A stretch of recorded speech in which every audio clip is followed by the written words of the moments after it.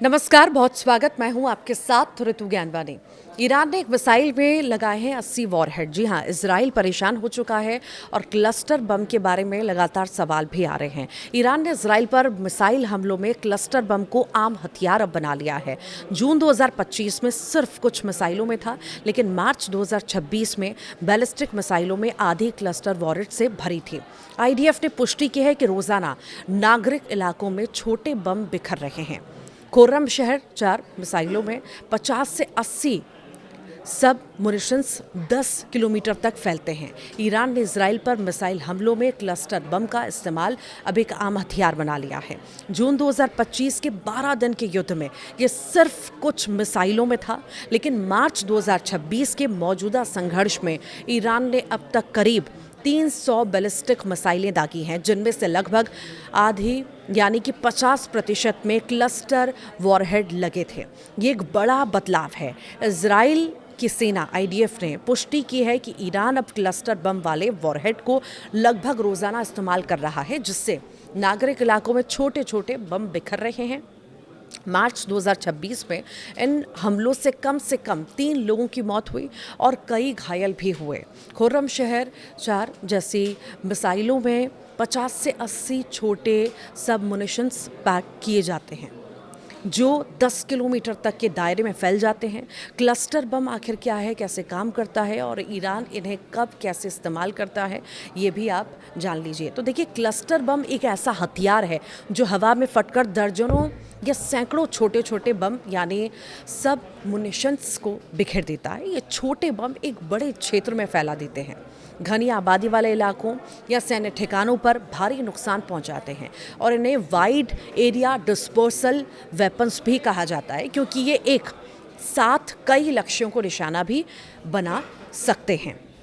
Iran के मिसाइलों में इस्तेमाल हुए सब मुनिशंस का वज़न लगभग 2.5 किलोग्राम या उससे ज़्यादा होता है और हर एक में छोटे रॉकेट जैसी विस्फोटक शक्ति होती है। ये बम हल्के होते हैं, लेकिन उनकी संख्या और फैलाव उन्हें बेहद खतरनाक बना देता है। क्लस्टर बम कई प्रकार के हो सकते हैं, जैसे विस्फोटक, आग लगाने वाले या एंटी टैंक, लेकिन ईरान वाली मिसाइलों में ज़्यादातर विस्फोटक प्रकार के सब मुनिशंस हैं, जो नागरिक क्षेत्रों में ज़्यादा नुकसान पहुंचाने के लिए डिज़ाइन किए गए हैं। 120 से ज़्यादा देशों ने इन हथियारों पर बैन लगा रखा है, लेकिन ईरान और इजराइल दोनों ने इस संधि पर हस्ताक्षर नहीं किए हैं। क्लस्टर बम कैसे काम करते हैं? तो देखिए, क्लस्टर बम एक बड़े बम या मिसाइल के अंदर पैक किए जाते हैं। जब मिसाइल अपने लक्ष्य के पास पहुंचती है तो उसका वॉरहेड हवा में आमतौर पर 7 से 10 किलोमीटर की ऊंचाई पर फट जाता है और इससे छोटे छोटे बम निकलते हैं, जो एक बड़े क्षेत्र में बिखर जाते हैं और फिर गुणवत्ता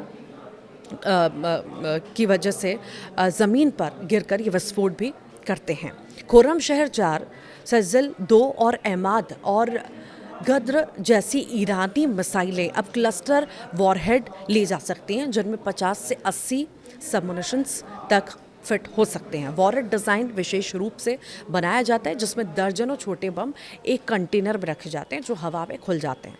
मिसाइल में सेंसर या टाइमर होता है, जो तय ऊंचाई पर वॉरहेड को फटने का निर्देश देता है। छोटे बम बिना किसी नियंत्रण के फैलते हैं, ज़मीन पर गिरते ही फटने के लिए डिज़ाइन किए जाते हैं। हालांकि कई बार तकनीकी खराबी से कुछ बम नहीं फटते, जो लंबे समय तक खतरा बने रहते हैं। 2026 के हमलों में ये बम बिना गाइडेंस के थे, जिससे वे और भी अनियंत्रित हो गए। इजराइल की एयर डिफेंस को भी चुनौती इसने दी है। ईरान ने क्लस्टर बम का इस्तेमाल आखिर कैसे किया है?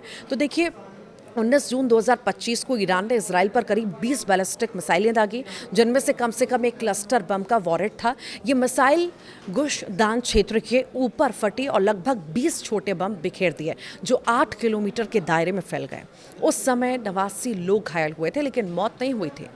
अब एमनेस्टी इंटरनेशनल ने कहा है कि 2025 के युद्ध में ईरान ने क्लस्टर मुनिशंस का इस्तेमाल अंतर्राष्ट्रीय कानून का उल्लंघन करते हुए किया है। अब 2026 के मौजूदा युद्ध में स्थिति और गंभीर हो गई है। ईरान ने अब तक 300 से ज़्यादा मिसाइलें दागी हैं। आधी में क्लस्टर वॉरहेड थे। मार्च 2026 में हाल के हमलों में एक व्यक्ति की मौत हो गई, 2 गंभीर रूप से घायल हुए और पहले एक हमले में 12 लोग घायल हुए थे। 1 मार्च 2026 को सेंट्रल इजराइल में सब मुनिशंस गिरे और 9 मार्च को एक और हमला हुआ जिसमें क्लस्टर बमों ने कई जगहों पर असर दिखाया। इजराइल की होम फ्रंट कमांड ने चेतावनी दी है कि कई बम नहीं फटे हैं, लोग इनसे दूर रहें और खोरम शहर 4 मिसाइल को इन हमलों में खास तौर पर इस्तेमाल किया जा रहा है। आखिर ये क्यों इतने खतरनाक हैं? तो देखिए, क्लस्टर बम अपनी अंधाधुंध प्रकृति और लंबे समय तक खतरे के कारण बहुत विवादास्पद हैं। अब 2026 में इनका इस्तेमाल इतना बढ़ गया कि एक मिसाइल से बिखरे छोटे बम 10 किलोमीटर के दायरे में फैल सकते हैं, जिससे नागरिक और सैन्य लक्ष्य दोनों प्रभावित होते हैं। गुश्तान और सेंट्रल इजराइल जैसे घने आबादी वाले क्षेत्रों में ये बहुत ही घातक साबित हो रहे हैं।